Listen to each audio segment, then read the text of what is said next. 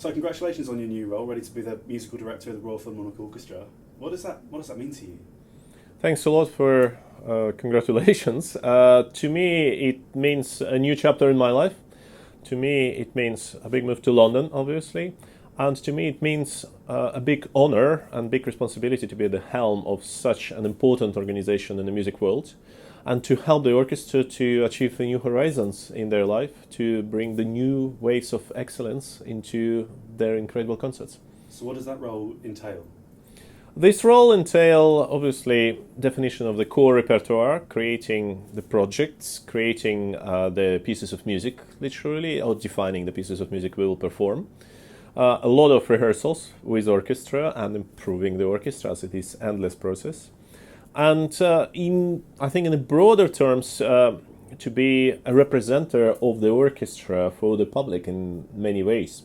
In social ways, in musical ways, and educational levels. And I think we're all aiming for have a huge inclusivity from the public into our life, into the life of the orchestra. We live in a world where we have to embrace the society and society have to embrace us. Then it happens as something very special. And you're yourself relocating to London? Yes, it's a move from Northwest to London in next year or so. And hopefully we'll discover how we'll cope with the pace of life in London. And your new role coincides with the RPO becoming the Associate Orchestra of the Royal Albert Hall. Can you kind of talk us through what that means?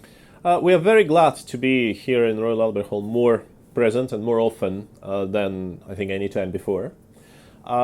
I was always thinking about Royal Albert Hall not just as a place for the Proms, as a huge festival in terms of classical music, but also the place where certain big events can happen in the main season, again, from the classical repertoire.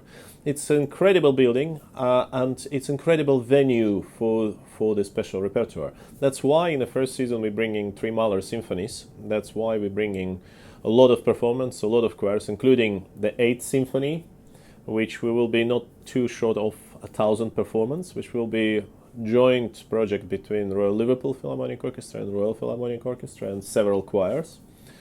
And to me, it is an opportunity to bring a new audience here, not the promers, not necessarily the promers, however, every promer will be very welcome.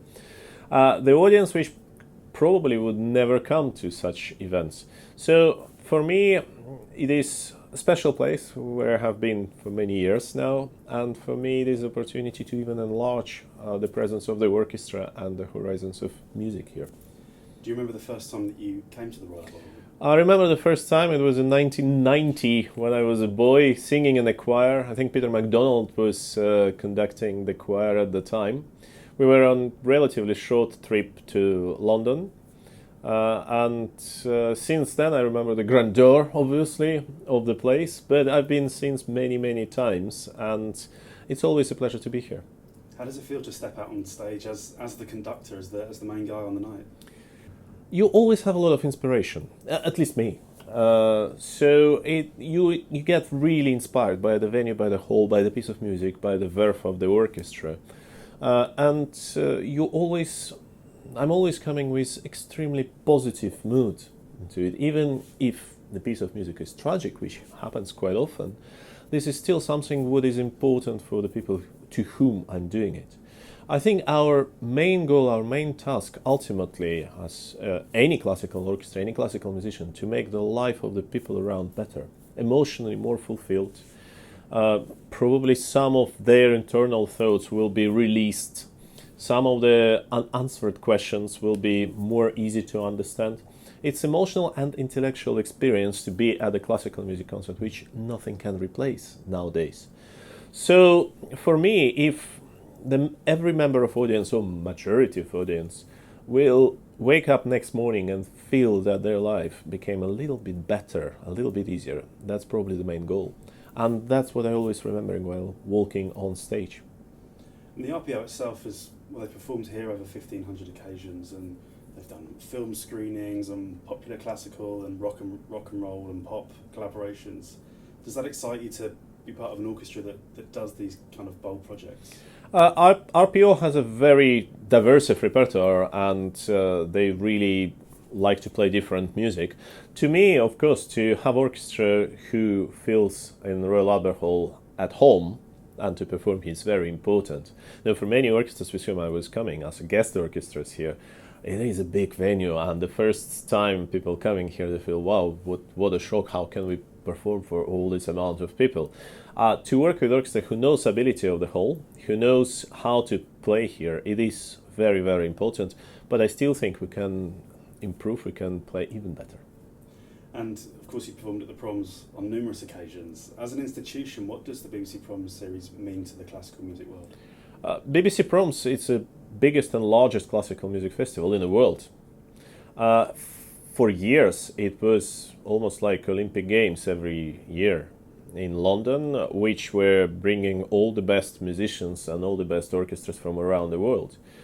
And to me, it's also, if I would live here and we'll have a free time, I would visit a lot of Proms. It's always very interesting programming. It's always, you can see almost the whole world of classical music without leaving London.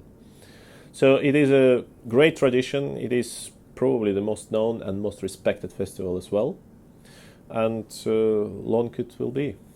It's obviously within a bigger venue than an orchestra would usually be used to playing a classical repertoire.